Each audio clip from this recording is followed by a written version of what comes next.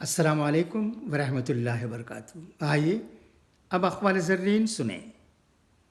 رب العزت کہتا ہے، کسی کو تکلیف دے کر مجھ سے اپنی خوشی کی دعا مت کرنا، لیکن اگر کسی کو ایک پل کی خوشی دیتے ہو تو اپنی تکلیف کی فکر مت کرنا۔ دنیا کے لیے آخرت برباد نہ کرو۔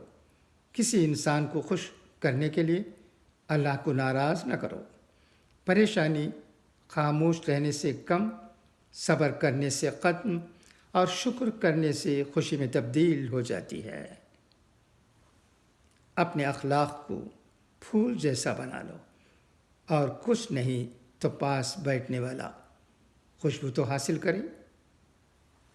اگر ہم اپنے فرائض ادا کرنا شروع کر دیں تو ہمارے حقوق کا مسئلہ خود بخود حل ہو جائے گا، کیونکہ ہمارے فرائض دوسروں کے حقوق ہیں۔ یہ اقوال زرین بھی بہت اچھے ہیں، ہمیں یاد رکھنے اور ان پر عمل کرنے کی حتی الامکان کوشش کرنے کی ضرورت ہے۔ اچھا، تو اب اجازت، انشاءاللہ تعالی پھر ملاقات ہوگی۔